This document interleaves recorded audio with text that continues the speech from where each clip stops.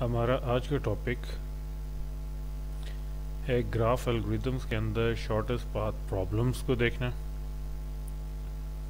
और उसके लिए जो एल्गोरिथम यूज़ हो रहे हैं उनको देखना है। शॉर्टेस्ट पाथ प्रॉब्लम क्या है कि हम किस तरीके से डिफाइन करें a shortest route between two points on a road map के एग्जांपल के तौर पे हम कह सकते हैं। एक मॉडल प्रॉब्लम हमारे सामने क्या हो सकता है कि सिटीज़ जो हैं वो ग्राफ के अंदर वर्टिसेस हैं, रोड सेगमेंट्स जो मौजूद हैं, रोड्स जो मौजूद हैं बिटवीन सिटीज़ वो हमारे पास एजेस हैं, और जो रोड की डिस्टेंसेस हैं वो हमारे पास एज के वेट है। तो यहाँ पे हमारा गोल क्या है कि हमने फाइंड आउट करना है कि दो वर्टिसेस के दरमियान या दो सिटीज़ के दरमियान में शॉर्टेस्ट पाथ क्या है। अब शॉर्टेस्ट पाथ प्रॉब्लम के अंदर अगर हम देखें तो हमारे पास इनपुट जो है वो एक डायरेक्टेड ग्राफ है जिसमें वर्टिसेस और एजेस हमारे पास गिवन हैं और उनके ऊपर हमारे पास एजेस के वेट्स गिवन हैं जो कि कोई रियल नंबर हो सकते हैं कि हमारे पास कोई नंबर्स जो हैं वो अप्लाई हो सकते हैं। वेट ऑफ अ पाथ क्या होगा, जो कि कोई भी हमारे पास पाथ बनेगा तो वो हमारे पास सम होगा उन तमाम वेट्स का जो कि इस पाथ v0 से लेके vk तक अकर करेंगे, या v1 से लेके, अगर हम इस नोटेशन पे जाएं तो v1 से लेके vk तक जितने भी हमारे पास वेट बन रहे हैं कि सबसे पहले आपके पास v0 और v1 आएगा, इसका वेट प्लस v1 से v2 तक का वेट प्लस लास्ट में हमारे पास vk -1 vk। इन सब के जो वेट्स हैं उन सब का हमारे पास जो सम होगा वो हम रिप्रेजेंट कर रहे हैं सम ऑफ अ पाथ या वेट ऑफ अ पाथ। अब shortest path weight from u to v हम कैसे डिफाइन करें कि हमारे पास डेल्टा u टू v जो है वो किसके बराबर है कि अगर तो हमारे पास u टू v के दरमियान में एक पाथ एग्जिस्ट करता है विद वेट p तो ये वैल्यू होगी wp, अदरवाइज ये पाथ इनफाइनाइट होगा। और हमने इस चीज़ को मिनिमाइज करना है कि जो हमारे पास मिनिमम होगा इन सारे के अंदर वेट वो हमारे पास शॉर्टेस्ट पाथ या डेल्टा uv के तौर पे हम राइट डाउन करेंगे। और एक चीज़ जहन में रखनी चाहिए कि हमारे पास u टू v के लिए लाजमी नहीं कि सिंगल एक ही शॉर्टेस्ट पाथ हो, मल्टीपल शॉर्टेस्ट पाथ भी अकर कर सकते हैं। अब इस शॉर्टेस्ट पाथ के डिफरेंट वेरिएंट्स कौन कौन से हो सकते हैं कि single source shortest path. Single source shortest path में क्या है कि हमारे पास एक गिवन सोर्स वर्टेक्स मौजूद है, से ऐसे मौजूद है, हमने उससे तमाम वर्टेक्स के ऊपर शॉर्टेस्ट पाथ कैलकुलेट करना है कि ऐसे लेके तमाम v तक का शॉर्टेस्ट पाथ। इसी तरीके से दूसरा वेरिएंट हमारे पास क्या है, सिंगल डेस्टिनेशन शॉर्टेस्ट पाथ, कि हमारे पास डेस्टिनेशन एक गिवन है से वर्टेक्स t, उधर से हमारे पास तमाम वर्टेक्स से इस गिवन t तक का जितने भी हमारे पास शॉर्टेस्ट पाथ कैलकुलेट हो सकते हैं वो हमने फाइंड आउट करने हैं। वो हमारे पास वेरिएंट क्या बन जाएगा, सिंगल डेस्टिनेशन शॉर्टेस्ट पाथ। ये एक्चुअली क्या है, ये सिंगल सोर्स रिवर्स के अंदर मौजूद है। और वेरिएंट हमारे पास क्या हो सकते हैं, सिंगल पेयर शॉर्टेस्ट पाथ, कि हमने शॉर्टेस्ट पाथ मालूम करना है फॉर अ गिवन दो वर्टेक्स u एंड v के दरमियान में, कि हमारे पास सोर्स भी गिवन है, वर्टेक्स और डेस्टिनेशन भी गिवन है, उन दोनों के दरमियान में सिर्फ शॉर्टेस्ट पाथ मालूम करना है। इसी तरह और वेरिएंट क्या हमारे पास हो सकता है, ऑल पेयर शॉर्टेस्ट पाथ, कि हमने तमाम वर्टेक्स के अंदर उनके तमाम पेयर्स के दरमियान में शॉर्टेस्ट पाथ जो है वो कैलकुलेट आउट करना है। अब एक और कॉन्सेप्ट देख लेते हैं नेगेटिव वेट एजेस का। नेगेटिव वेट एजेस किस तरीके से एग्जांपल हो सकती है। पहले हमने एग्जांपल बनाई थी रोड नेटवर्क्स की।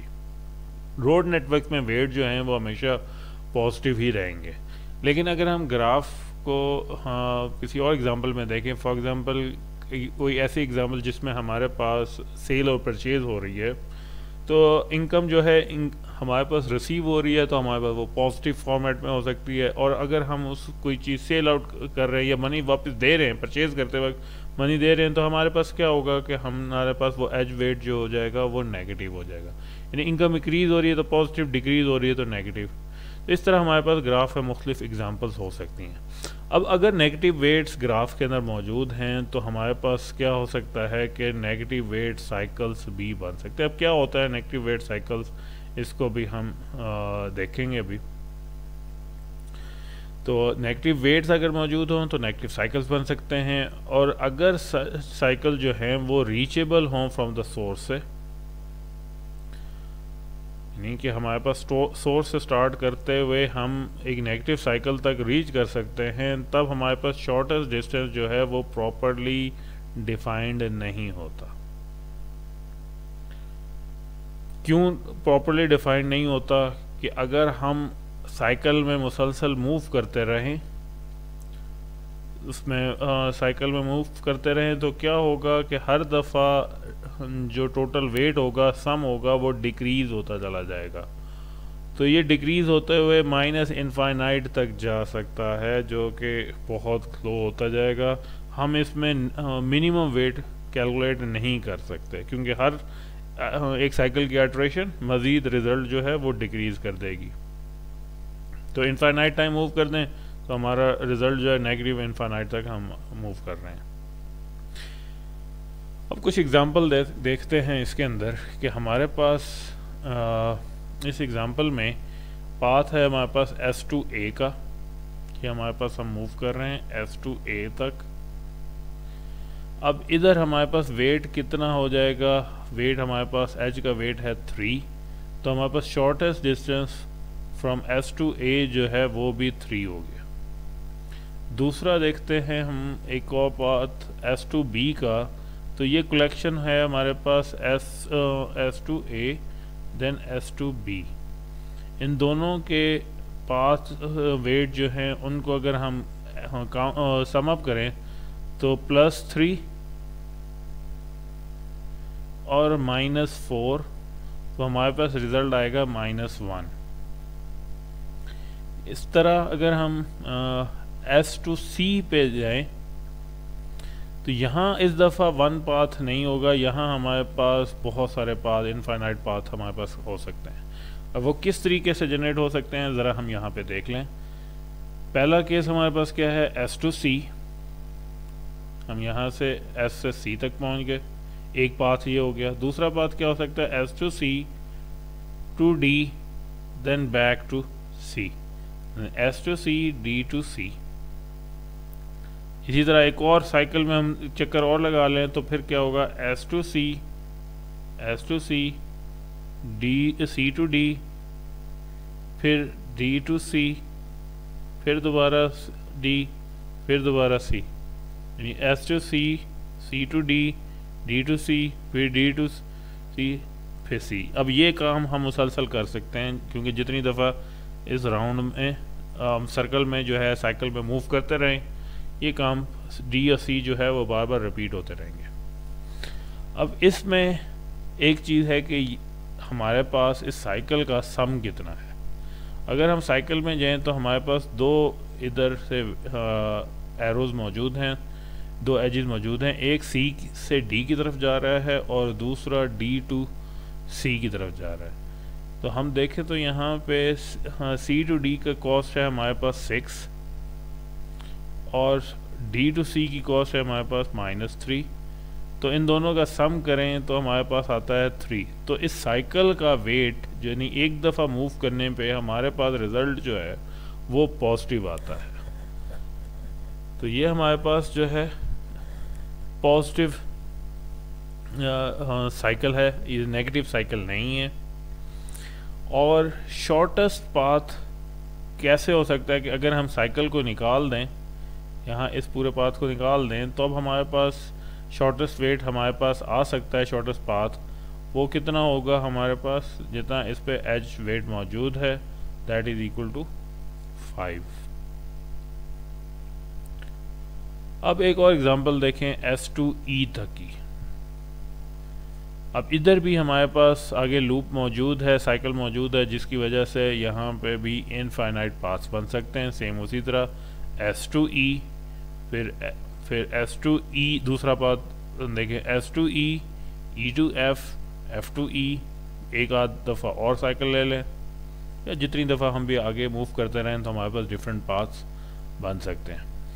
अब साइकिल का वेट कितना है, तो हम देखें जो E to F तक का जो पाथ है उसका वेट 3 है, और F to E का पाथ जो है वो -6 है।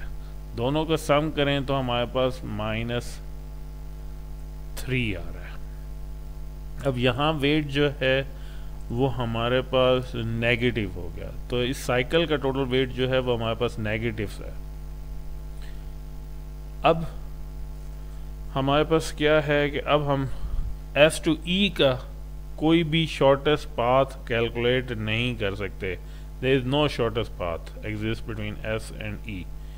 क्यों नहीं कर सकते? क्योंकि हमारे पास जितनी दफ़ा ये हम साइकिल पे मूव करेंगे रिज़ल्ट जो है वो मज़ीद डिक्रीज़ होता चला जाएगा।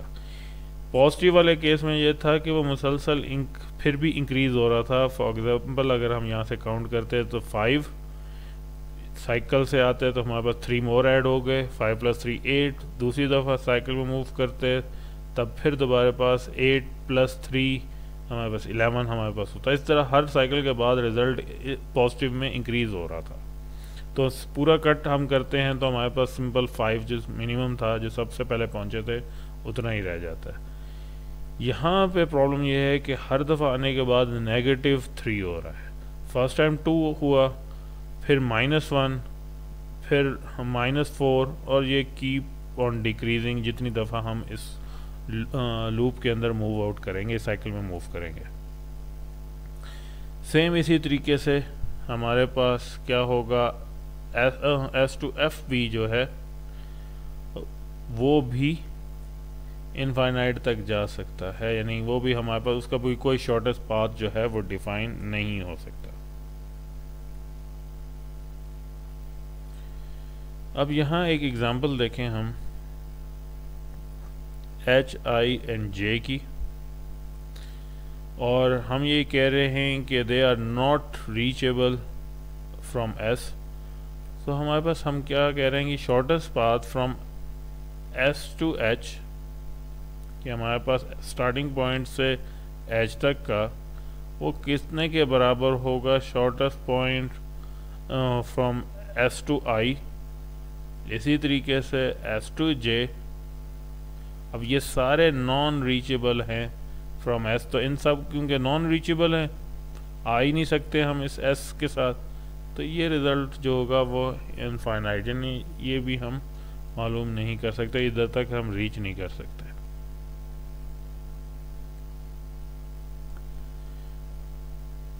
अब हम इसको देखें साइकिल्स के साथ, हमारे पास हम क्या सोल्यूशन फाइंड आउट कर सक रहे हैं कि नहीं कर सक रहे।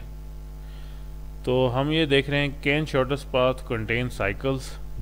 तो अगर तो हमारे पास नेगेटिव वेट साइकिल हैं तो शॉर्टेस्ट पाथ में नहीं हो सकता, क्योंकि शॉर्टेस्ट पाथ जो है वो डिफाइन ही नहीं हो सकते, नेगेटिव इनफाइनाइट तक वो जा रहे हैं।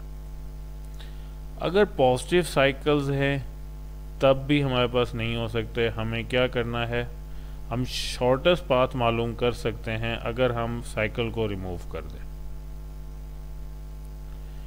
और तीसरी चीज़ हमारे पास क्या है कि अगर हमारे पास 0 वेट साइकिल हो तब क्या करने, 0 वेट साइकिल का मतलब ये है कि हम साइकिल में मूव कर रहे हैं, वेट पे कोई इफ़ेक्ट नहीं पड़ रहा, ना डिक्रीज़ हो रहा है ना इंक्रीज़ हो रहा है। तो इसको भी यूज़ करने का कोई रीज़न नहीं समझ आती, तो इसका भी अगर करना है तो हमें इसको रिमूव ही करना पड़ेगा ताकि हमारे पास सेम वेट ही वही रहे, साइकिल्स की वजह से मुख्तलिफ पाथ ना बने, एक ही पाथ बन जाए।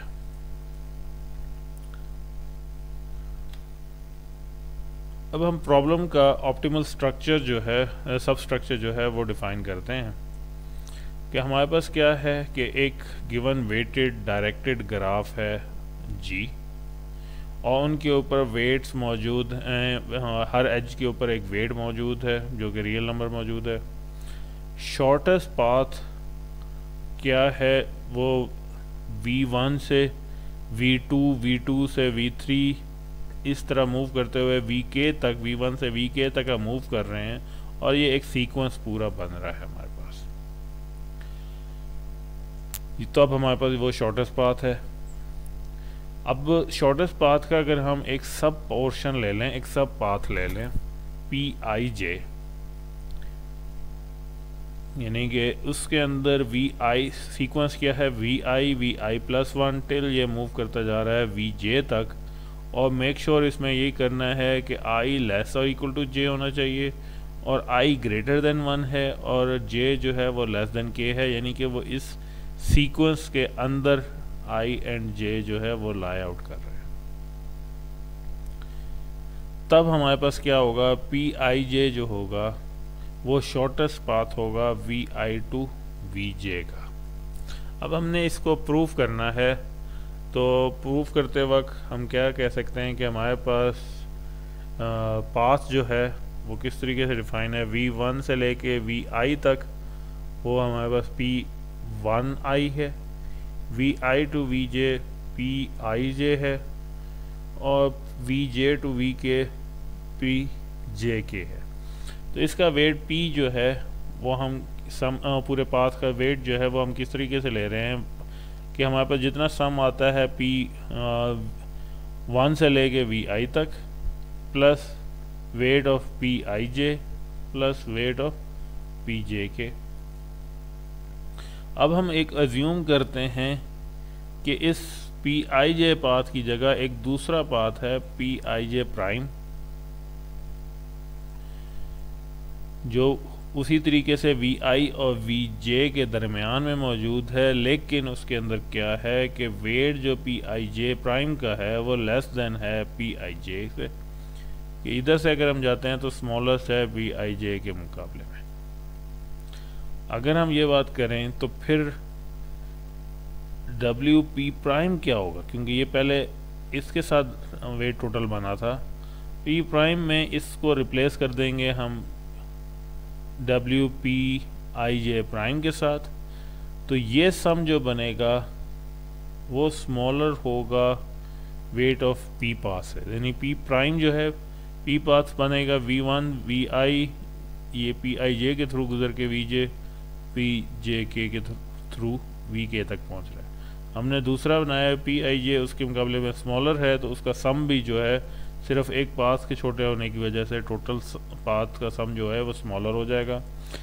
अगर ये काम हो गया तो ये कंट्राडिक्ट कर जाएगा कि ये सीक्वेंस में मौजूद नहीं थे, और हालांकि इसके मुताबिक हमारे पास क्या होना चाहिए था, यहाँ पे सारे सीक्वेंस में आने चाहिए थे।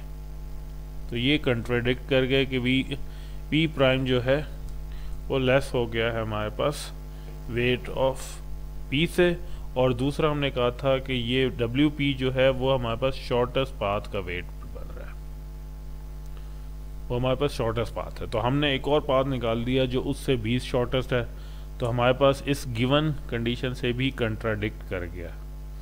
तो कंट्राडिक्ट कर गया है तो इसका मतलब है कि ऐसा अकर नहीं कर रहा, जे प्राइम जो है वो अकर नहीं करेगा।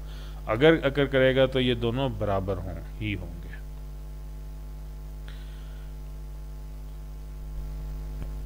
अब हम एक प्रॉपर्टी देख लेते हैं ट्राइंगल इनइक्वालिटी की, कि अगर हमारे पास एज है u और v के दरमियान में, u और v के दरमियान में हमारे पास एक एज है, s हमारे पास सोर्स है, तो एक तरह से ये एक ट्राइंगल है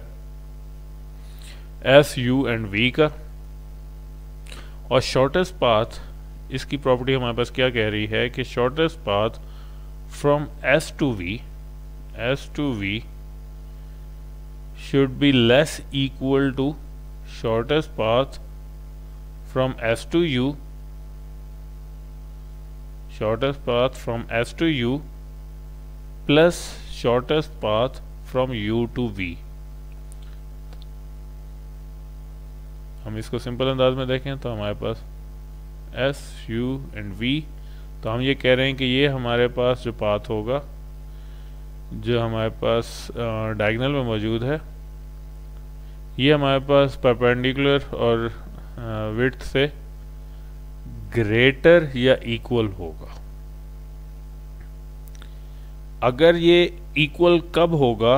अगर ये हमारे पास जो U वाला है वो सेम लाइन के अंदर आ जाए, तब S to U plus U to V ये दोनों सम जो हैं वो इक्वल हो जाएगा S to V के। अदरवाइज जो हमारे पास बाद वाला वैल्यूज आ रही है S to V का जो पाथ होगा वो ग्रेटर या हो जाएगा, या इक्वालिटी सिर्फ उस वक्त आएगी जब ये एक लाइन के अंदर आ जाएंगे।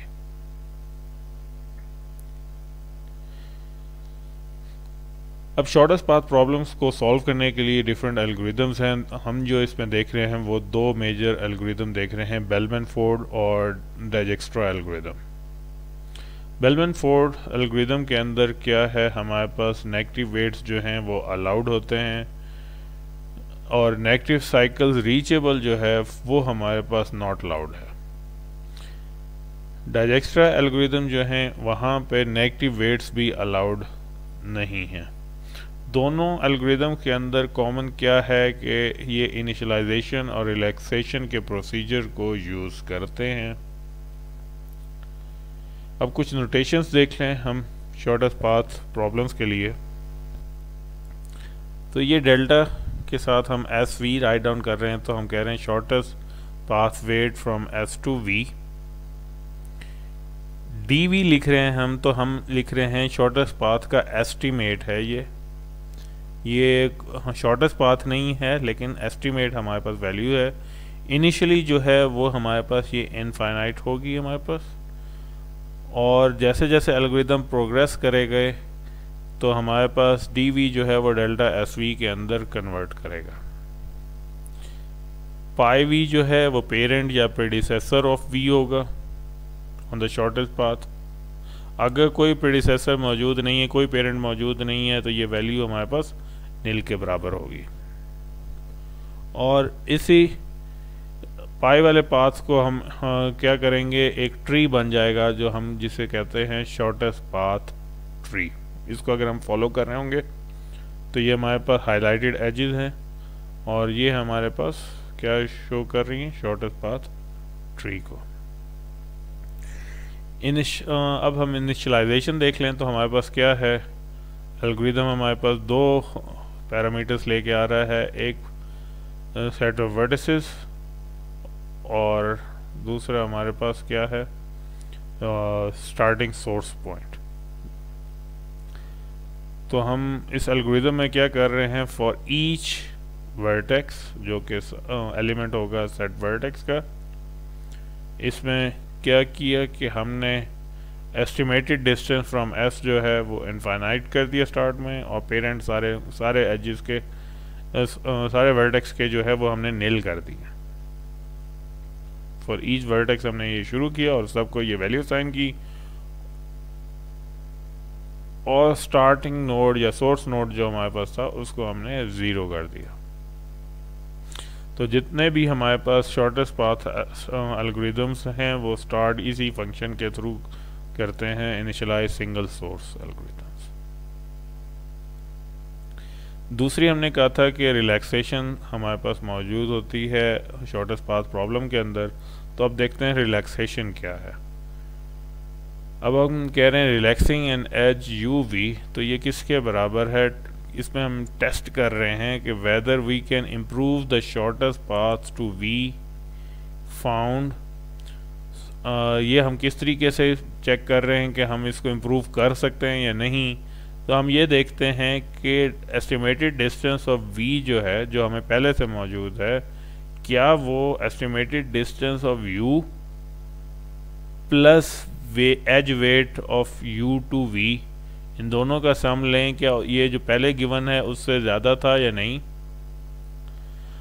अगर तो ये वैल्यू उससे ज़्यादा थी और नए वाली वैल्यू हमारे पास स्मॉलर आ रही है, तो क्या करें, हमने वैल्यू को अपडेट कर देना है विद दिस सम, और पेरेंट जो है वो हमने u को बना देना है। इस एग्जांपल में देखें कि v का एस्टिमेटेड डिस्टेंस जो पहले मौजूद है वो 9 है, u तक का जो एस्टिमेटेड डिस्टेंस है वो 5 है, और इनका एज कॉस्ट जो है वो हमारे पास 2 है। तो 5 + 2 7, और 7 जो है वो लेस देन है। हम यहाँ पे ये इस कंडीशन को चेक करें तो हम कह रहे हैं 9 ग्रेटर देन 5 + 2, तो ये बात करेक्ट हो गई है। करेक्ट हो गई है तो हमने ये अपडेट करना है। अपडेट किया तो हमने 9 की जगह पे यहाँ 7 राइट डाउन कर दिया, और इसके पेरेंट जो है वो हमने कह दिया कि v का पेरेंट जो है वो हमारे पास u हो गया। दूसरी इसकी कंट्राडिक्टरी एग्जांपल देखते हैं कि हमारे पास ये 6 है, और इस वही चीज़ हम दोबारा चेक कर रहे हैं 5 + 2, यहाँ पे क्योंकि ये फॉल्स हो गया, ये फॉल्स हो गया तो हमारे पास रिलैक्स कुछ भी चेंज नहीं करेगा, ये 6 वैसे ही मौजूद है, और हाँ पेरेंट भी उसका चेंज नहीं होगा। और रिलैक्सेशन होने के बाद जो है वो अब क्या हो जाएगा रिलैक्सेशन के बाद, कि dv जो है यानी एस्टिमेटेड डिस्टेंस ऑफ v जो है वो हमारे पास लेस और इक्वल हो जाएगा estimated distance of u plus edge wait.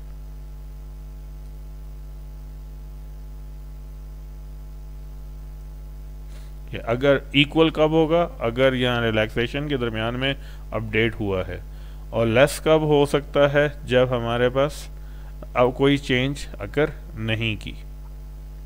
Rhythm को हम देखते हैं ये किस लिए यूज़ होता है। Single source shortest path problem में ये यूज़ हो रहा है, और क्या करता है, कंप्यूट करता है shortest path from s to v for all v, और इसी तरह उन सब जो वर्टेक्स हैं उनके पेरेंट्स को भी कैलकुलेट साथ में करता है। हमने पहले भी कहा था कि ये अलाउ करता है नेगेटिव एज वेट्स, और डिटेक्ट कर सकता है नेगेटिव वेट साइकिल्स। इसको आगे एग्जांपल्स में हम देखेंगे। तो अगर हमारे पास ये रिटर्न्स ट्रू कर देता है तो ये एल्गोरिदम, तो हम इसका मतलब ये लेंगे कि हमारे पास no negative weight cycles are reachable from the sources, कि हम किसी भी नेगेटिव वेट साइकिल तक नहीं पहुंच सक रहे, और हमारे पास रिजल्ट जो है वो शॉर्टेस्ट पाथ हमारे पास मौजूद हैं। और अगर ये रिटर्न फॉल्स कर देता है तो इसका मतलब है कि हम नेगेटिव वेट साइकिल तक रीचेबल हो गए हैं, और इसी वजह से सॉल्यूशन जो है वो एग्जिस्ट नहीं करते, शॉर्टेस्ट पाथ जो हैं वो एग्जिस्ट नहीं करते इस ग्राफ के ऊपर। अब इसके आइडिया देखें इस बेलमैन फोर्ड के अंदर, कि हम ये कह रहे हैं कि हमने हर एज को रिलैक्स करना है कितनी दफ़ा, जितने नंबर ऑफ वर्टेक्स हैं उससे एक कम दफ़ा। और ये काम हम किस तरीके से करेंगे, हम पूरे सेट के ऊपर वर्टेक्स -1 टाइम पास करेंगे, यानी पूरा प्रोसेस चलाएंगे v-1 टाइम, और फिर to make sure that each set is relax exactly हमने ये v-1 टाइम किया है। तो इसको हम मेक श्योर करने के लिए क्या कर रहे हैं कि हमने तमाम वर्टेक्सेस को अनऑर्डर्ड लिस्ट के अंदर राइट डाउन कर दिया है।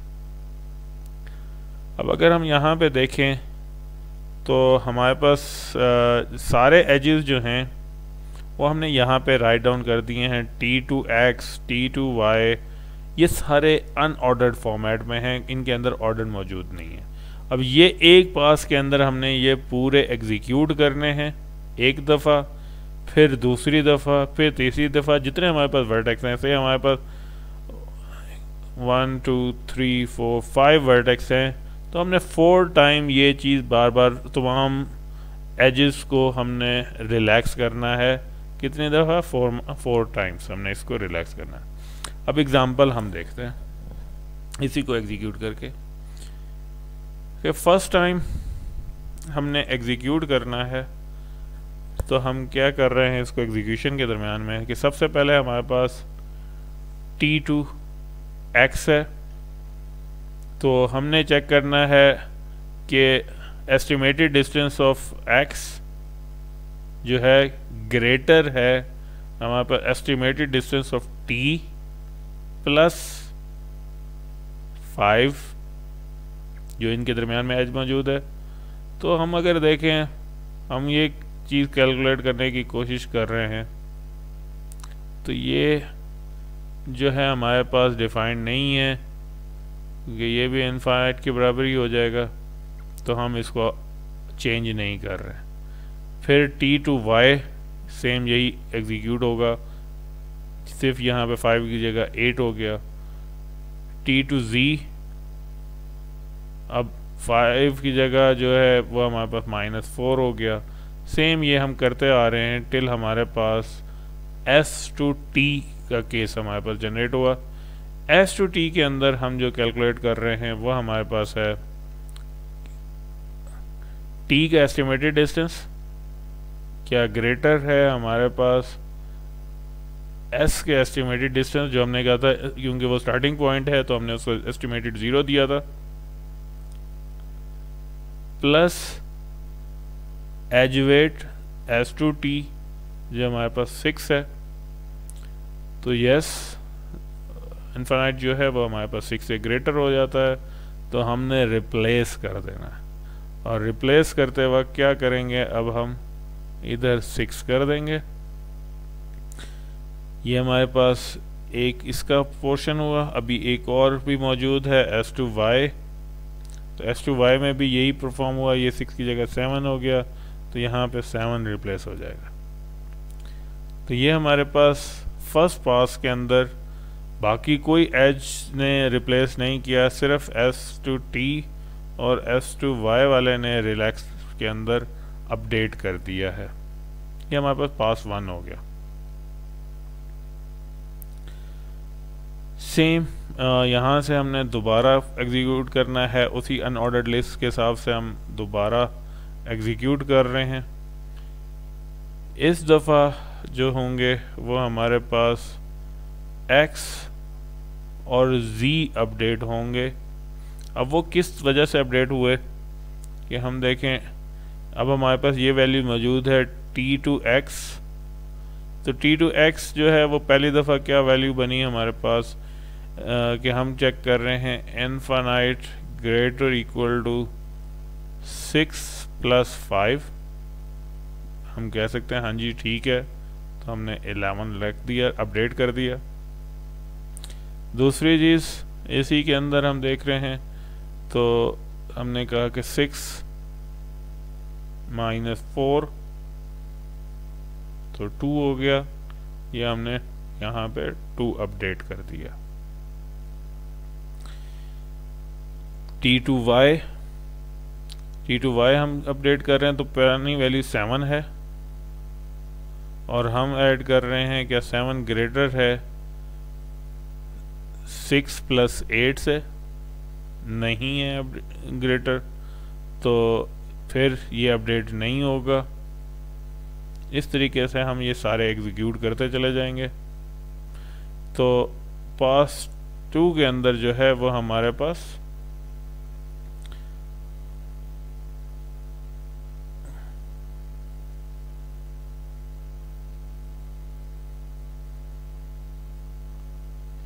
ये वैल्यूज़ अपडेट हुई। अब यहाँ देखें, अभी हमने वैल्यू कैलकुलेट की थी जब t से एग्जीक्यूट हो रहा था तो 11 था, और जब y to x हम गए हैं तो हमारे पास 11 ग्रेटर इक्वल टू 7 + 2। तो क्या हुआ 7 - 3, सॉरी ये हमारे पास -3 है, 7 - 3, तो ये रिज़ल्ट आ गया आपके पास 4, तो ये वैल्यू अपडेट हो गई।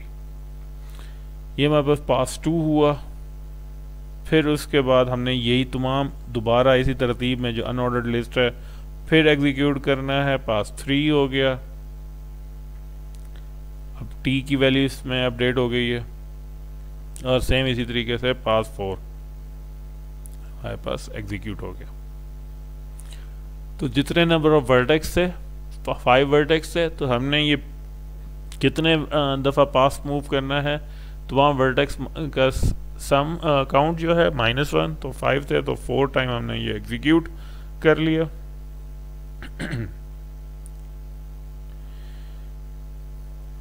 अब इसके एग्जीक्यूट करने के बाद हमने सिर्फ ये चेक करना है कि हम क्या नेगेटिव साइकिल्स को डिटेक्ट कर सक रहे हैं या नहीं। तो लास्ट टाइम हमने एक और एग्जीक्यूशन करनी है जिसमें हमने यही चीज़ चेक करनी है कि अभी भी वैल्यूज़ अपडेट हो रही हैं या नहीं अपडेट हो रही।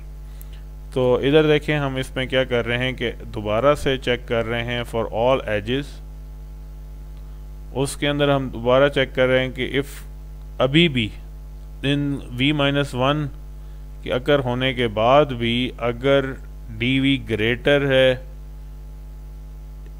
Estimated distance of u plus w, यानी एक दफ़ा फिर अपडेट होना है, अभी भी अपडेट होना है v-1 के बाद भी, तो रिटर्न फॉल्स कर दें। अगर अब अपडेट होना रुक गया है तो रिटर्न ट्रू कर दें। एग्जाम्पल देखें हमारे पास फर्स्ट पास में, इस एग्जाम्पल के अंदर क्या हो रहा है हमारे पास। तो और ये इस ऑर्डर में हम मूव कर रहे हैं S to B, B to C and C to S। तो फर्स्ट में हमारे पास ये इधर से हमारे पास वैल्यू आई, इनफाइनाइट ग्रेटर है 0 + 2 से, तो 2 अपडेट हो गया। अब इनफाइनाइट ग्रेटर है 2 + 3 से, तो 2 + 3 5 अपडेट हो गया।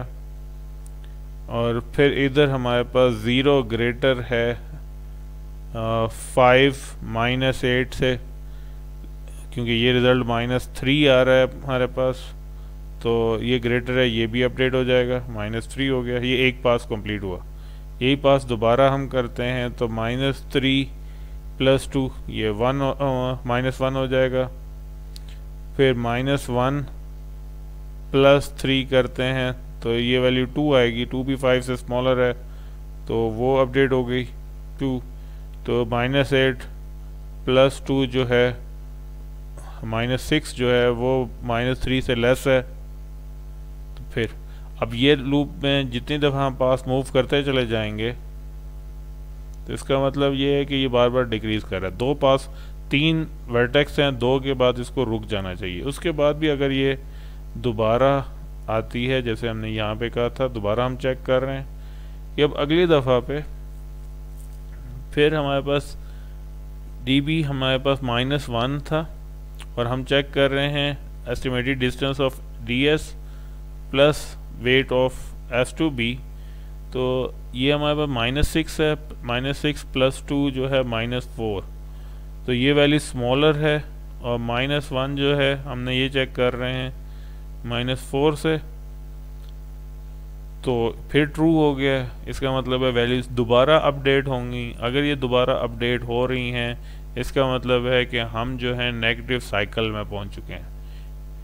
v-1 टाइम इसलिए किया था कि इस v-1 टाइम होने तक तमाम वैल्यूज़ जो हैं वो किसी एक पॉइंट के ऊपर जो हैं वो फिक्स हो जाएंगी। अब अगर फिक्स नहीं हो रही, वो मुसलसल डिक्रीज़ हो रही हैं, तब हमें रिटर्न फॉल्स करना है कि यहाँ साइकिल मौजूद है और यहाँ पे स्टॉप कर दें। यहाँ पे हमारे पास रिज़ल्ट नहीं आ सकते, शॉर्टेस्ट डिस्टेंस के रिज़ल्ट n-∞ तक जा रहे हैं। अब पूरा एल्गोरिदम को देखें तो हमारे पास क्या है, सबसे फर्स्ट लाइन के अंदर इनिशियलाइज सोर्स है और इसमें हमने यही किया था कि तमाम वैल्यूज़ को एस्टिमेटेड डिस्टेंस और पेरेंट अप्लाई किया था। तो ये हमारे पास थीटा ऑफ v टाइम, जितने भी हमारे पास वर्टेक्स थे उतनी टाइम एग्जीक्यूट होगा। फिर हमारे पास लाइन नंबर 2 to 4 तक एक लूप है जो कि 1 से लेके v-1 तक, यानी जितने नंबर ऑफ पासेस थे वो मूव कर रहे हैं। तो v-1 लिखने की जगह हम direct order of v he write down कर रहे हैं जो लूप में होना है। और हर लूप के अंदर हम क्या चेक कर रहे हैं, हर एज को चेक कर रहे हैं। तो जितने एजेस हैं तो वो हमारे पास ऑर्डर ऑफ v हो जाएगा। तो ये टोटल जो है v × e के बराबर हो जाएगा, ये एग्जीक्यूशन लाइन 2 to लाइन 4। इसके बाद लास्ट टाइम हम फिर दोबारा तमाम एजेस को एक दफ़ा चेक कर रहे हैं। तो ये हमारे पास अगेन ऑर्डर ऑफ e के बराबर हो जाएगा। तो टोटल रनिंग टाइम हमारे पास कितना आया, order of v plus order of ve plus order of e। तो ये हमारे पास इसमें से सबसे मैक्सिमम जो है वो ve है, तो वर्स्ट केस में हमारे पास टाइम जो है ऑर्डर ऑफ ve हो जाएगा।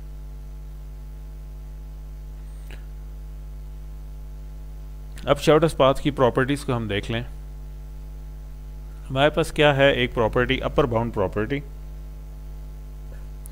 वो हमें क्या कह रही है कि d टू v जो है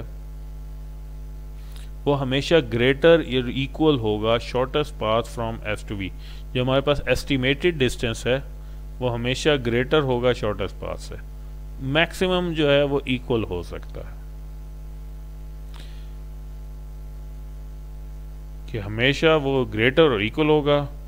और ये जो है हमारे पास ये एस्टिमेट नेवर गोज अप। तो हमें नेवर गो अप होने से मुराद क्या है, रिलैक्सेशन होने की वजह से क्या होगा, हर दफ़ा वैल्यूज़ जो हैं वो डिक्रीज हो सकती हैं, इंक्रीज नहीं होंगी। अब किस तरीके से, यहाँ पे हम देखते हैं, रिलैक्स करते हैं x को v के साथ। तो इसको रिलैक्स हम कर रहे हैं as x to v।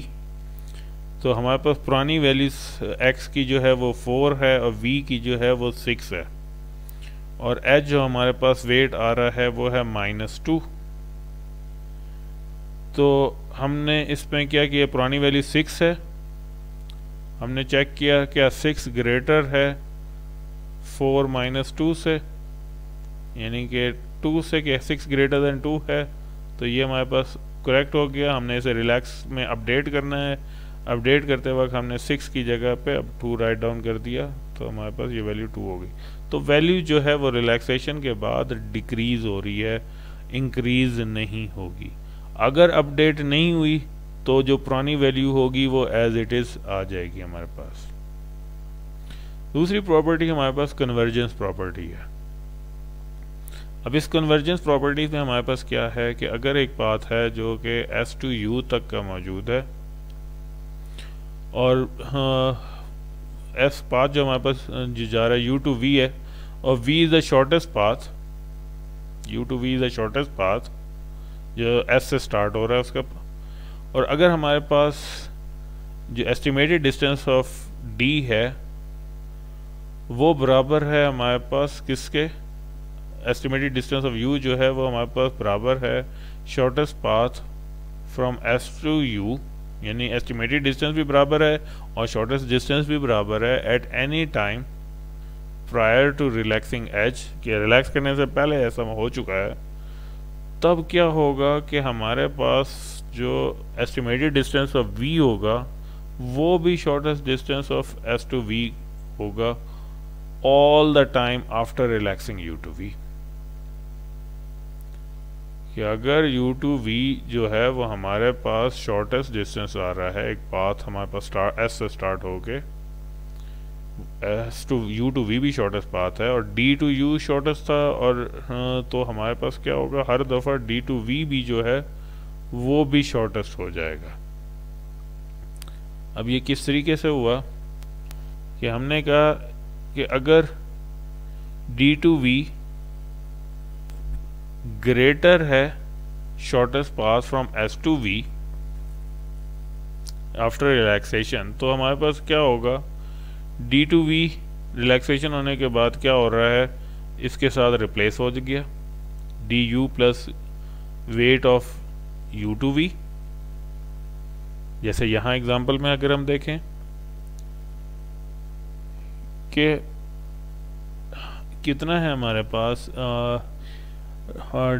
Estimated distance of u जो है वो हमारे पास 5 है, और edge cost from u to v जो है वो हमारे पास 2 है। तो 5 प्लस 2 जो है वो हमारे पास 7 हो जाएगी। तो ये हमारे पास वैल्यू जो आएगी s टू v, यानी shortest path from s to v, ये भी 7 ही होगा। अदरवाइज क्या होगा, अगर ये ग्रेटर नहीं था तो वो पहले ही स्मॉलेस्ट वैल्यू होगी और वो अपडेट नहीं करेगी। फॉर एग्जांपल अगर हमने पहले यहाँ से गए थे 4 + 4 8 हमारे पास वैल्यू आई थी, और अब हम नहीं यहाँ दूसरी साइड से जा रहे हैं और ये हमारे पास शॉर्टेस्ट ही आ रहा है, तो हम ये कह रहे हैं 5 + 2 7 होगी और ये अपडेट हो जाएगा। तो हर दफ़ा जो वैल्यूज़ आएंगी वो शॉर्टेस्ट डिस्टेंस के या तो बराबर होंगी या उससे वैल्यू लॉस कम होगी, तब अपडेट नहीं होगी। अगर तो डी की वैल्यू लार्जर थी तो जो वो लार्जर वैल्यू थी वो अपडेट हो गई जाएगी। तो इस तरह हम कह रहे हैं कि ये प्रॉपर्टी जो है वो कन्वर्ज करती चली जाएगी।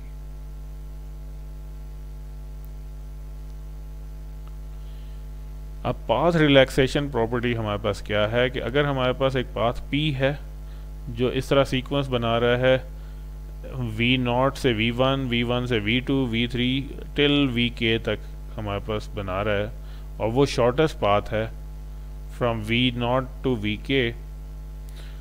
अब अगर हम रिलैक्स करें in an order V0 to V1, पहले इसको रिलैक्स करें, फिर V1 टू V2 टिल हमारे पास Vk -1 टू Vk, तब आपके पास क्या होगा कि एस्टिमेटेड डिस्टेंस जो बनेगा dVk का वो शॉर्टेस्ट पाथ के बराबर ही होगा, क्योंकि सारे सीक्वेंस में अपडेट होते चले आ रहे हैं।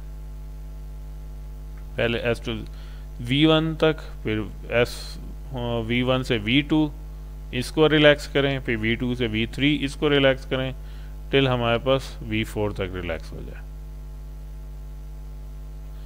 अब यहाँ देखें हम 0 टू 5 को S टू V1 को रिलैक्स किया तो हमारे पास इधर वैल्यू बन जाएगी 5, फिर हमने ये 5 आ गया हमारे पास। अब V1 टू V2 रिलैक्स करें तो यहाँ पे भी अभी इनफाइनाइट है, तो 5 + 2 7 आ जाएगा, ये हमारे पास 7 आ गया। अब इसको आगे रिलैक्स आउट करें तो हमारे पास इधर इनफाइनाइट है, तो 7 + 4 जो है वो 11 हो जाएगा। इस तरह यहाँ से आगे इसको रिलैक्स आउट करें तो हमारे पास 11 + 3 जो है वो बन जाएगा 14। तो इस तरह हमारे पास जो एस्टिमेटेड डिस्टेंस बनेगा वो टोटल शॉर्टेस्ट पाथ ही होगा फ्रॉम S टू V4 तक का। अब हम चेक कर लेते हैं करेक्टनेस ऑफ बेलमैन-फोर्ड एल्गोरिथम। अब इसके अंदर हम क्या कह रहे हैं कि अगर हमने शो करना है कि एस्टिमेटेड डिस्टेंस ऑफ V जो है वो बराबर है shortest distance from S to V for every V after V-1 passes, कि अगर ये काम हम V-1 टाइम एग्जीक्यूट करते रहें तो ये दोनों जो हैं वो बराबर हो जाएंगे। अब पहला केस है कि अगर हमारे पास जो है वो नेगेटिव साइकिल मौजूद नहीं है, तो फिर हम कैसे कर सकते हैं कि हम अज्यूम करते हैं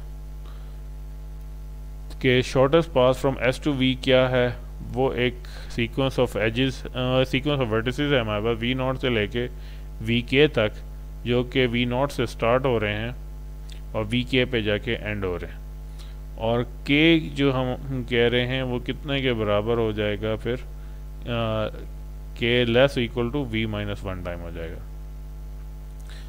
अब हमने इसके अंदर मैथमेटिकल इंडक्शन के थ्रू हमने शो करना है कि dVi जो है वो इक्वलेंट है shortest distance from S to Vi for all I = 0 to K तक का।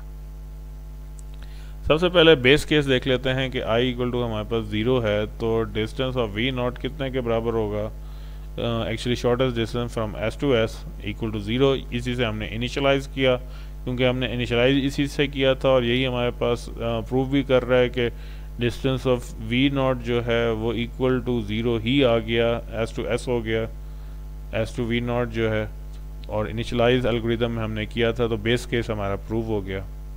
अब हमारे पास इस बेस केस के बेस पे आगे हम इंडक्टिव हाइपोथेसिस बनाते हैं कि हर दफ़ा एस्टिमेटेड डिस्टेंस ऑफ Vi-1 किसके बराबर है, हमारे पास शॉर्टेस्ट डिस्टेंस S से Vi-1 तक, कि हमने एक I-1 तक साबित कर लिया है, एज्यूम कर लिया है कि ये हमारे पास ठीक है एस्टिमेटेड डिस्टेंस जो है वो शॉर्टेस्ट पाथ के ही बराबर है। तो हमारे पास इंडक्टिव स्टेप क्या है जिसे हमने चेक करना है, वो है हमारे पास estimated distance of v i equal to shortest distance from s to v i, कि हमारे पास ये एक v i minus one node है और एक हमारे पास वी आई नोड है। हमने वी आई माइनस वन तक प्रूव कर लिया है कि ये हमारे पास शॉर्टेस्ट डिस्टेंस के थ्रू ही आ रहा है, और हमने वी आई वाले नोड के ऊपर ये चीज़ चेक करनी है। तो हमारे पास क्या होगा कि आफ्टर रिलैक्सेशन जो है क्या होगा कि हमारे पास चेक हमने करना था कि estimated distance of v i greater equal to estimated distance of v i minus one plus weight of v i minus one to v i, और जब ये रिलैक्स हो जाएगा तब ये वैल्यू इक्वल टू हो जाएगी या लेस, यानी अपडेट नहीं होगी तो लेस होगी, और अगर अपडेट हो जाएगी तो इक्वलेंट के बराबर हो जाएगी। और ये हमने कह दिया कि ये हमारे पास ऑलरेडी ये पाथ जो है ये शॉर्टेस्ट डिस्टेंस के बराबर है, तो हमने ये कहा कि ये शॉर्टेस्ट डिस्टेंस प्लस वेट के बराबर हो गया, शॉर्टेस्ट डिस्टेंस प्लस वेट के बराबर हो गया। तो ये क्योंकि equal less than equal to के बराबर आ रहा है, तब हमने कहा ये भी शॉर्टेस्ट डिस्टेंस है, तो ये टोटल हो गया हमारे पास shortest distance from s to v i. अब from the upper bound property हम क्या देख रहे हैं,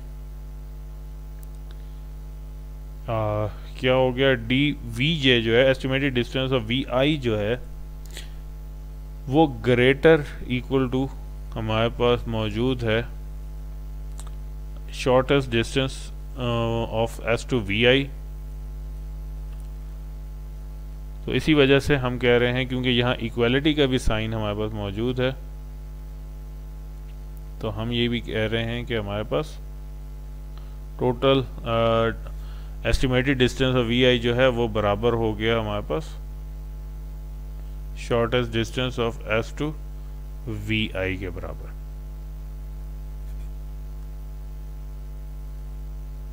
क्या ऐसा हो सकता है?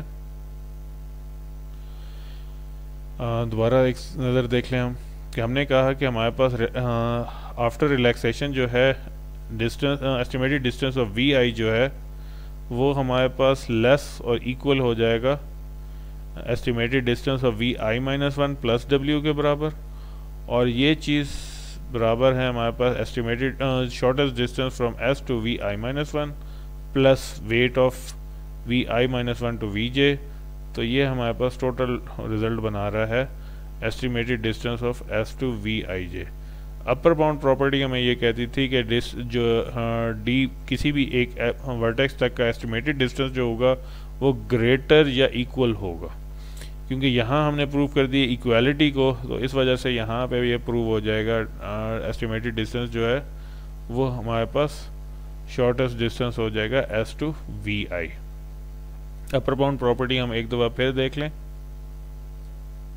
ये हमारे पास अपर बाउंड प्रॉपर्टी थी कि हर दफ़ा डी वी जो है वो ग्रेटर और इक्वल रहेगा एस टू वी तक का, और जब भी हमारे पास ये रिलैक्स होगा तो क्या होगा, या तो हमारे पास रिज़ल्ट जो है वो स्मॉलेस्ट आएगा या अपडेट होके इक्वल टू के बराबर आ जाएगा। तो यहाँ पे हमने देखा कि अगर वैल्यू लार्जर थी तो वो अपडेट हो रही है, और यही चीज़ हमारे पास अपर बाउंड प्रॉपर्टी के थ्रू भी साबित हो रही है कि अब यहाँ हमारे पास बराबर आ गई है, तो हमारे पास ये वैल्यूज़ प्रूव हो गई। दूसरा केस हम देखते हैं कि अगर हमारे पास नेगेटिव साइकिल मौजूद है, नेगेटिव साइकिल मौजूद है तो हमने ये देखा है कि अगर हम ये मूव आउट कर रहे हैं वी आई माइनस वन से लेके वी तक के टाइम हम मूव कर रहे हैं तो इनका सम हमारे पास आएगा, और क्योंकि नेगेटिव साइकिल है तो इसका सम जो है वो लेस देन ज़ीरो होगा। इस लूप के अंदर हमारे पास सम जो है वो नेगेटिव हो जाएगा। सपोज हम ये करते हैं कि हमारे पास सोल्यूशन जो है वो रिटर्न हो जाता है, तब क्या होगा कि डिस्टेंस ऑफ रिलैक्स होने के बाद डिस्टेंस ऑफ वी आई जो है less equal to distance of v i minus one plus weight इन दोनों एजेस के दरमियान में। अब इसको क्योंकि के टाइम हम मूव आउट कर रहे हैं तो हम ये राइट डाउन कर सकते हैं कि सम ऑफ डी वी आई जो है 1 to k तक का सम, इस साइड पे वी आई माइनस वन का भी के सम, प्लस वेट भी जितने है के दफ़ा हमारे पास आ रहा है उन सब का सम। अब इस प्रॉपर्टी के तहत हम अगर इस पोर्शन को अदर साइड पे लेके चले जाएं तो एक केस हो सकता है कि ये दोनों बराबर हों तो ज़ीरो वैल्यू आए, अदरवाइज ये वैल्यू नेगेटिव आएगी, लेस देन ज़ीरो हो जाएगी। तो ये वाला वेट जो है, एज वेट जो है हमारे पास सम आ रहा है, ये हमारे पास ग्रेटर और इक्वल, अगर दोनों बराबर थे वी आई माइनस वन और वी आई, तब हमारे पास ये रिजल्ट इक्वल टू ज़ीरो होगा, अदरवाइज वेट जो है वो ग्रेटर देन ज़ीरो हो जाएगा। Zero greater equal to i equal to 1 to k weight v i minus one v i. अब यहाँ से दोनों को अगर हम देखें, इधर हम कह रहे थे कि वेट ज़ीरो से लेस है क्योंकि नेगेटिव साइकिल मौजूद है, और यहाँ हम कह रहे हैं वेट जो है जो इस रिलैक्सेशन प्रॉपर्टी से हमने निकाल के आए हैं तो हमें मालूम हो रहा है कि ये ग्रेटर देन ज़ीरो है। तो ये चीज़ कंट्राडिक्ट कर रही है, और कंट्राडिक्ट कर रही है तो इसका मतलब है हमारा सॉल्यूशन जो है वो नहीं आ सकता, और ये जो हमने अजम्पशन ली है ये गलत अजम्पशन है, ये नहीं हो सकता। तो इस तरह भी दोनों केस हमारे सामने प्रूव हो जाते हैं कि अगर तो नेगेटिव साइकिल रीचेबल नहीं है तब हमारे पास एस्टिमेटेड डिस्टेंस और शॉर्टेस्ट पाथ बराबर आ जाते हैं, और अगर नेगेटिव साइकिल्स मौजूद हैं तो हमारे पास सॉल्यूशन जो है वो नहीं आएगा। बेलमैन फोर्ड के बाद अब हम दूसरा एल्गोरिदम देख रहे हैं, रजिस्ट्रा एल्गोरिदम हम देख रहे हैं। तो ये एल्गोरिदम किसके लिए यूज़ हो रहा है? जब हमारे पास नेगेटिव वेट जो एजेस जो हैं वो हमारे पास मौजूद नहीं हैं, तमाम वेट्स जो हैं वो greater equal to zero, greater than zero हमारे पास मौजूद हैं। और इस एल्गोरिदम में हमने रिलैक्सेशन जो है वो सिर्फ एक दफ़ा करनी है, उस बेलमैन फोर्ड की तरह वी माइनस वन टाइम नहीं करनी, सिर्फ एक टाइम करना है। और तमाम वर्टेक्स जो हैं इस पूरे एल्गोरिदम में जब हम काम कर रहे हैं तो दो हिस्सों में हम डिवाइड आउट करते हैं, एक को हम एस कह रहे हैं, दूसरे को वी माइनस एस कह रहे हैं। और इस केस में हमारे पास क्या होगा कि जो एस के अंदर आ रहे हैं तो हमारे पास एस्टिमेटेड डिस्टेंस जो होगा वो होगा shortest path from s to v के बराबर ही, और अगर v जो है वो v माइनस वन सेट में मौजूद है तो ये एस्टिमेटेड डिस्टेंस जो होगा वो ग्रेटर देन होगा शॉर्टेस्ट पाथ के। तो यहाँ पे भी अपर बाउंड प्रॉपर्टी दोनों दफ़ा मेंटेन करेगी कि हमारे पास एस्टिमेटेड डिस्टेंस ग्रेटर और इक्वल टू रहेगी s वाले सेट के अंदर इक्वल, और v माइनस एस वाले सेट के अंदर जो है ग्रेटर देन होगी। अब इसके अंदर हम क्या कर रहे हैं कि वर्टिसेस जो मौजूद हैं v माइनस एस के अंदर वो किस में रखेंगे, हम मिनिमम प्रायोरिटी क्यू के अंदर हम राइट डाउन करेंगे, और कीज़ इन क्यू जो हैं हमारे पास वो हमारे पास एस्टिमेट करेंगे शॉर्टेस्ट पाथ वेट्स को कैलकुलेट करने में, डी यू कैलकुलेट करने में। और हमने रिपीटेडली सिलेक्ट करना है वर्टेक्स u, किस में से, v माइनस एस वाले सेट में से। कैसे? With minimum shortest distance estimate, जिसका एस्टिमेटेड डिस्टेंस जो है वो हमारे पास सबसे स्मॉलेस्ट आ जाए। तो हमने इधर तमाम रिलैक्स एजेस को रिलैक्स कर देना है जो u से लीव आउट कर रहे हैं।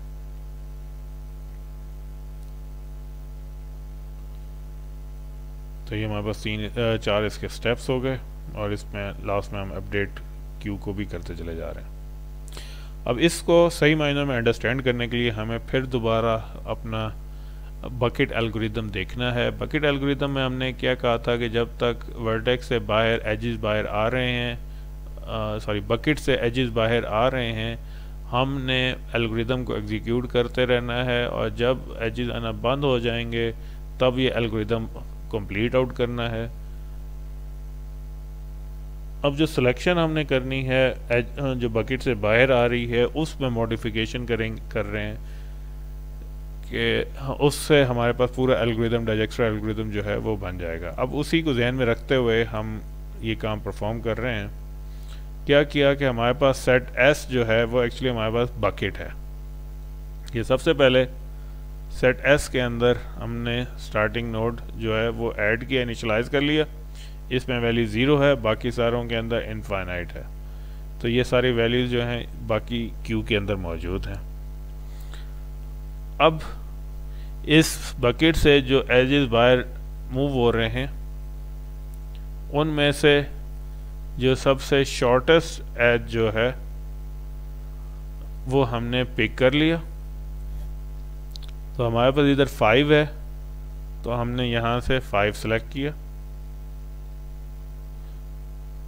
और उससे पहले हमारा क्योंकि दोनों एजेस से हमने दोनों इसको अपडेट कर दिया, इनकी वैल्यूज़ को, और इधर इनके पेरेंट को भी हमने अपडेट कर दिया। तो ये हमारे पास 10 हो गया और ये हमारे पास 5 हो गया। अब इन दोनों में से हमने सेलेक्ट करने कि कौन से सेलेक्ट आउट करें। तो इनमें से स्मॉलेस्ट वैल्यू 5 है, तो अब हमने इसमें से स्मॉलेस्ट 5 सेलेक्ट की, तो बकेट के अंदर एस और वाई आ गया। अब बकेट के अंदर ये दो वैल्यू आ गई और क्यू के अंदर बाकी रिमेनिंग रहेगी।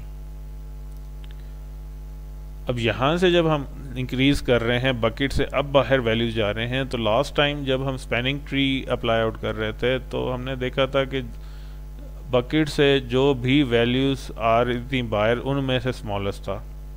अभी पहले स्टेप पे तो हमें बिल्कुल वैसे ही लगा था क्योंकि वो सारे सोर्स से स्टार्ट हो रहे थे। अब यहाँ पे हमने ऐड जो करना है कि बकेट के जिस एज से वर्टेक्स से बाहर आ रहे हैं उस तक का वेट प्लस एज का वेट, ये दोनों को शामिल करके फिर कंपैरिजन करना है। अब फॉर एग्जांपल टी जो है वो हमारे पास एस से भी पहुंच रहा है और ये वाई से भी हमारे पास पहुंच रहा है।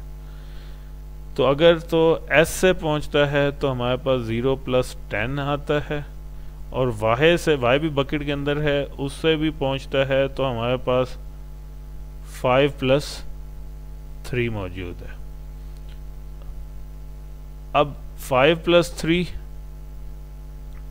8 बनता है और ये हमारे पास 10 है। पुरानी वैल्यू जो है वो हमारे पास 10 है, तो हमने इधर से कट कर दिया और दूसरी वैल्यूज अपडेट कर दी, और जो हमने हाईलाइट किया वो हमने पेरेंट बना दिया। पहले हमने पेरेंट इसका एस का था, अब वो रिमूव करके हमने इसका पेरेंट जो है वो वाई कर दिया है। फिर इसके बाद अब बकेट जो है वो इंक्रीज हो गई। सेम इसी तरीके से आगे हमने स्टेप लेना है। इन दोनों बकेट के अंदर को हमने चेक कर लेना है कि यहाँ से वैसे भी हम चेक कर लें क्योंकि सिर्फ एक एज के साथ दूसरे भी हमारे पास मौजूद हैं कि ये 5 + 9, तो ये वैल्यू हमारे पास हो जाएगी 9। ये वैल्यू हमारे पास मौजूद हो गई 5 + 2 7,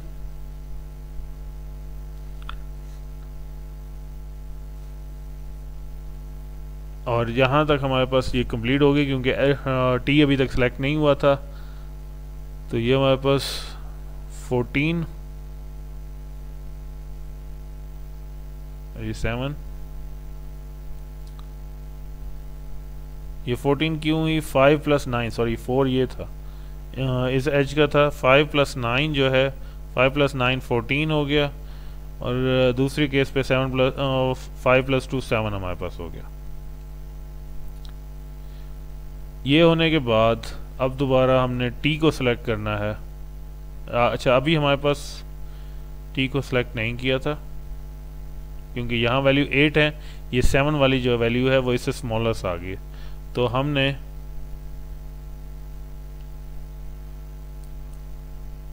एज में जितने हमारे पास बाहर मौजूद हैं क्यू के अंदर, उन सब में से स्मॉलेस्ट सबसे पिक करनी है।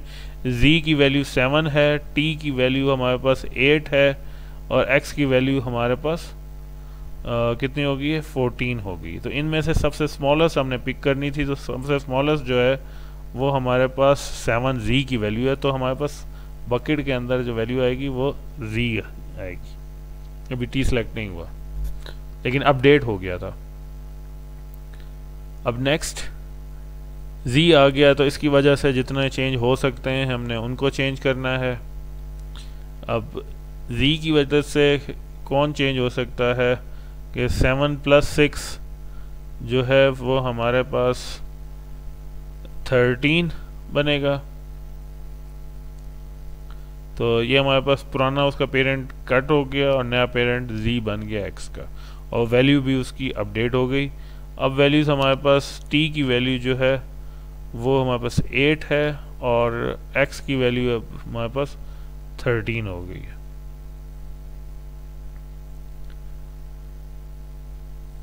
ये हमारे पास सिलेक्ट हो गया। अब हमारे पास लास्ट एलिमेंट रह गया है, अब हमने सिर्फ उसी को ही सिलेक्ट करना है और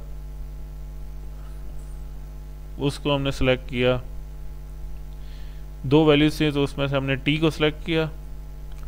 t को सिलेक्ट किया तो हमारे पास क्या वैल्यूज़ आ रही हैं, t के साथ कनेक्टेड है ये x और t की अपनी वैल्यू थी 8 + 1 9, तो ये कलेक्ट हो गया 9 पे और इसका पेरेंट फिर चेंज हो गया।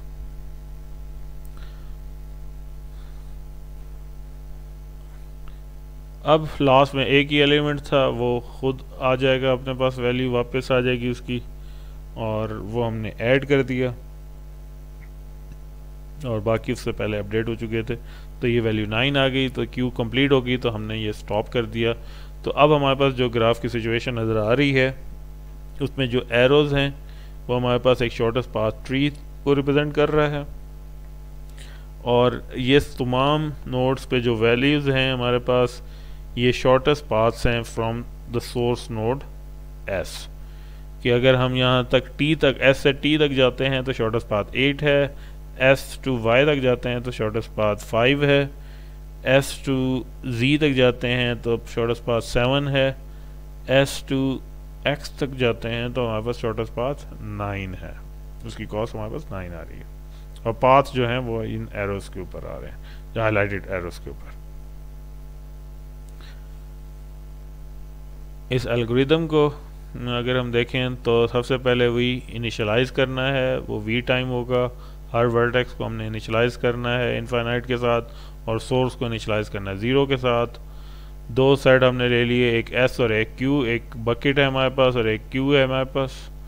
तो बकेट हमारे पास इनिशियली ब्लैंक है, खाली है, और क्यू के अंदर तमाम वर्टेक्स जो हैं वो मौजूद हैं। इसको सारा एग्जीक्यूट कर रहे हैं जब तक क्यू खाली नहीं हो जाती।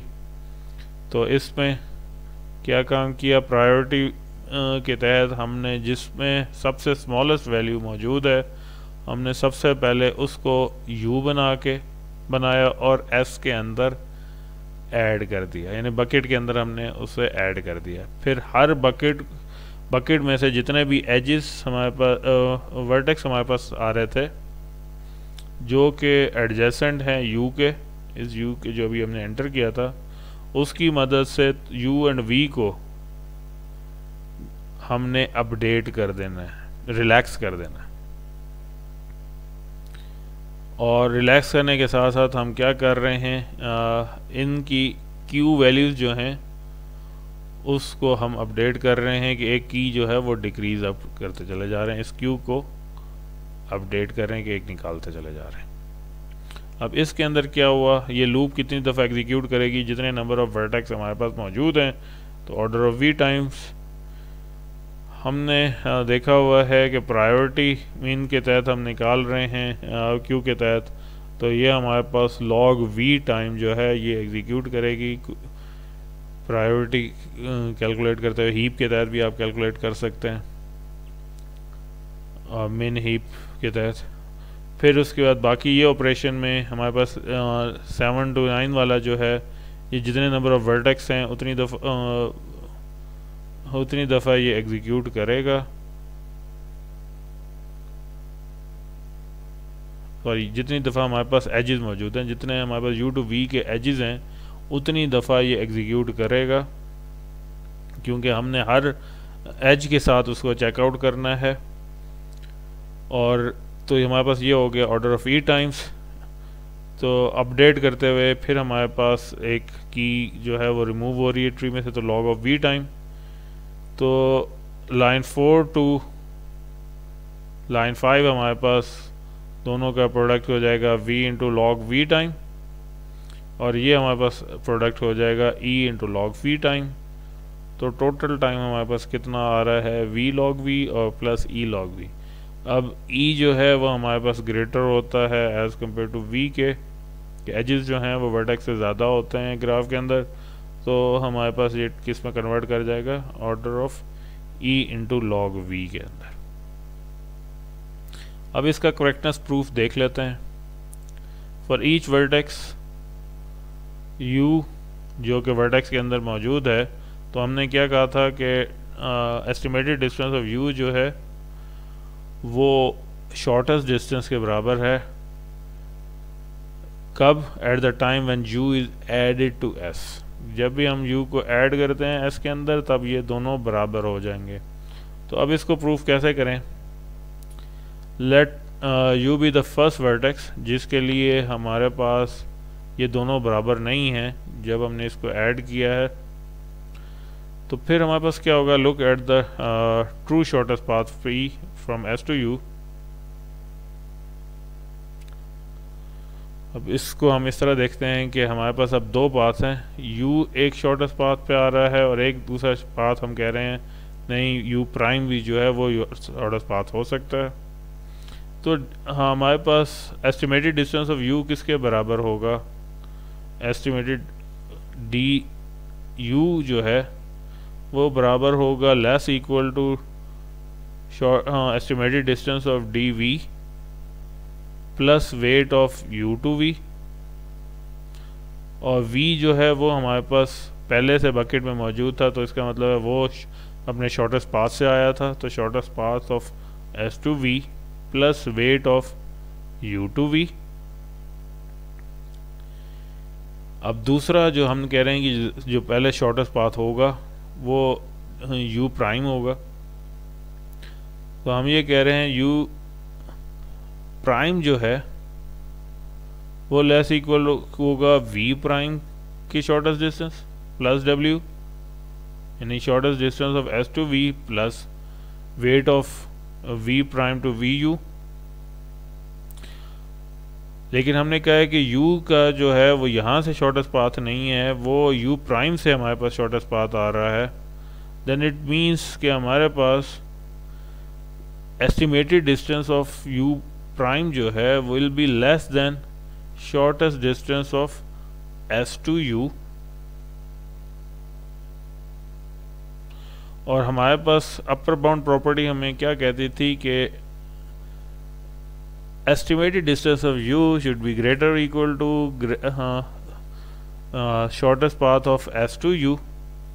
अब यहाँ हमारे पास केस क्या बन रहा है कि u प्राइम वाला जो है वो लेस देन बन रहा है du से, कि हमारे पास यहाँ तक कैलकुलेट होते हुए जो डिस्टेंस है वो लेस देन है estimated distance of u du के।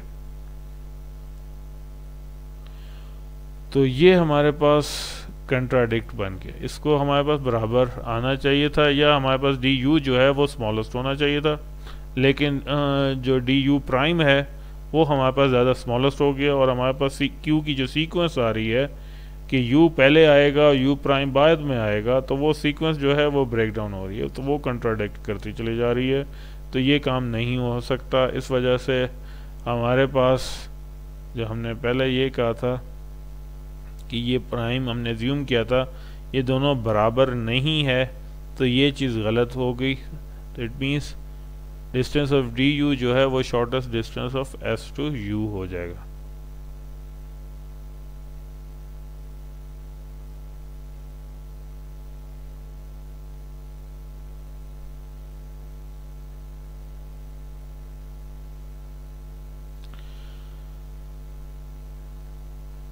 इसके बाद हम देख लेते हैं ऑल पेयर शॉर्टेस्ट पाथ्स को। तो इसमें हमने क्या कह रहे हैं, ऑल पेयर शॉर्टेस्ट पाथ्स के अंदर प्रॉब्लम हमारे पास ग्राफ है और उनके ऊपर वेट्स गिवन है और हमने मालूम क्या करना है, shortest path between all pairs of vertices, जितने भी वर्टिसेस के पेयर्स बन रहे हैं उन सब के दरमियान में शॉर्टेस्ट पाथ हमने कैलकुलेट करना है। तो इस एट द एंड हमारे पास रिजल्ट क्या होगा, एक n क्रॉस n मैट्रिक्स होगी जो रिजल्ट के तौर पे आएगी हमारे पास। तो इसको हम कैसे हासिल कर सकते हैं कि हम बेलमैन फोर्ड एल्गोरिथम को एग्जीक्यूट करें फॉर ईच वर्टेक्स। तो ये हमारे पास ग्राफ के अंदर कितना टाइम एग्जीक्यूट हो जाएगा, v square into E time.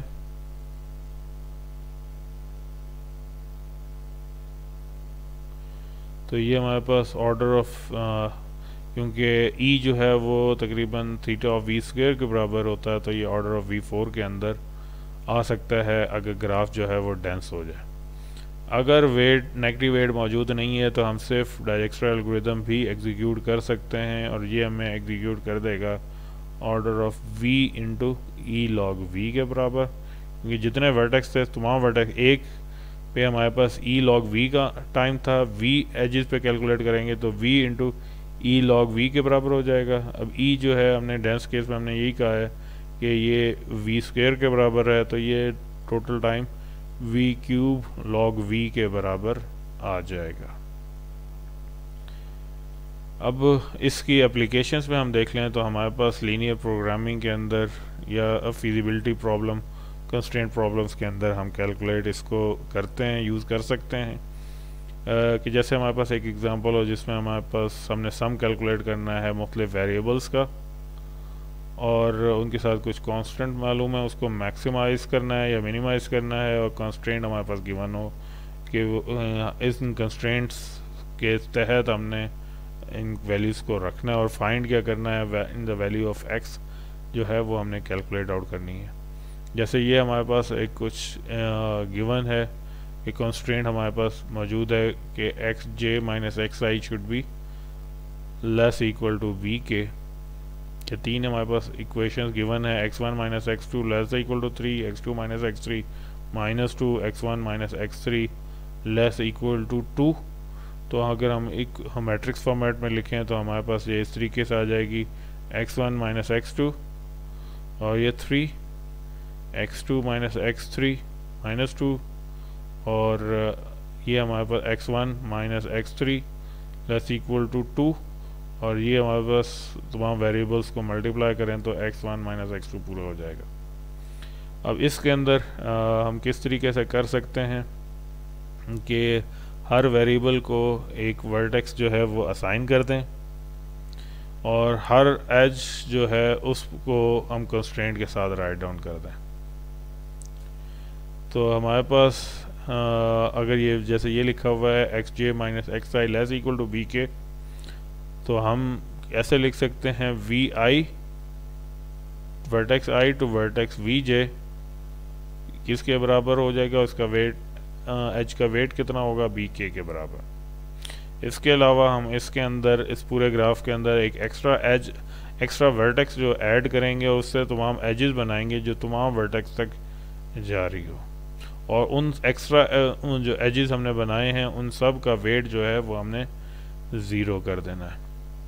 For example ये हमारे पास पूरा ग्राफ है, x1 माइनस x2 0 और बाकी तमाम x1 माइनस x5 हमारे पास -1, इस तरह ये हमारे पास तमाम ग्राफ की वैल्यूज़ हैं। यहाँ पे हमने एक एक्स्ट्रा नोड बनाया x0 और इसको तमाम नोड के साथ अटैच कर दिया है, इन पे वेट जो है वो 0 कैलकुलेट कर दिया है। इसके बाद इस पे हम बेलमैन फोर्ड एल्गोरिथम अप्लाई करेंगे। तो ये एग्जांपल जो है इसका सलूशन हमारे पास मौजूद है और सलूशन हमारे पास इस केस में क्या है, shortest path from 0 to x0 to हमारे पास x1, shortest path from x0 to x2, shortest path from x0 to x3 x4 इस x5, तो ये हमारे पास सॉल्यूशंस आएंगे। तो ये हमारे पास जो शॉर्टेस्ट पाथ के अंदर ये जो शॉर्टेस्ट पाथ आएंगे, यही हमारे पास इनके सॉल्यूशन भी आ जाएंगे कि x1, x2, x3, x4 and x5, इनका जो हमारे पास एक फीजिबल सॉल्यूशन आ रहा है वो हमारे पास ये वैल्यू कैलकुलेट होगी बेलमैन फोर्ड के एल्गोरिथम को एग्जीक्यूट करने के बाद।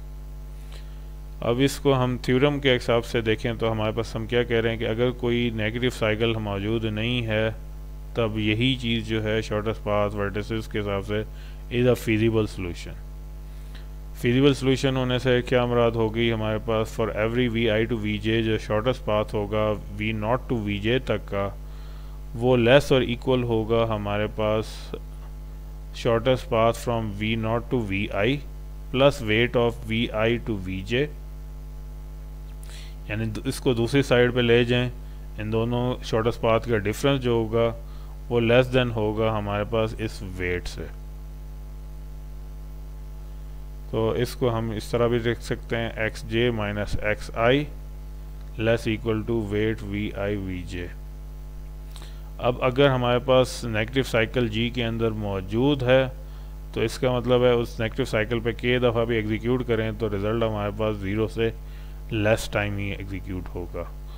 और हम सपोज करते हैं उसी तरह कि हमारे पास सोल्यूशन मौजूद है, तो इन सब के अगेंस्ट जो है हमारे पास हम एक दफ़ा इनको राइट डाउन कर दें कि x2 minus x1, x3 minus x2, और ये तमाम हम राइट डाउन कर रहे हैं तो हम एड वेट के हिसाब से। तो इन सब को अगर हम ऐड करें तो हमारे पास ये रिज़ल्ट जो है वो ज़ीरो से, जो ये वाला सम है हमारे पास वर्टेक्स का सम है, वो हमारे पास ज़ीरो से ग्रेटर आ जाता है। तो अगर ऐसा कहीं हमारे पास हो जाता है तो ये कंट्राडिक्ट करती है जो हमारे पास नेगेटिव साइकिल की यहाँ पे समेशन आ रहा था। क्योंकि ये कंट्राडिक्ट कर रहा है तो इसका मतलब है जो हमारे पास ये अजम्पशन है कि सॉल्यूशन जो मौजूद है और नेगेटिव साइकिल मौजूद था और सॉल्यूशन मौजूद है, तो ये सुपोजिशन हमारे पास गलत है। तो हम ऐसे केस में जब हमारे पास नेगेटिव साइकिल मौजूद है तो रिज़ल्ट हमारे पास नहीं आ सकता शॉर्टेस्ट पाथ का।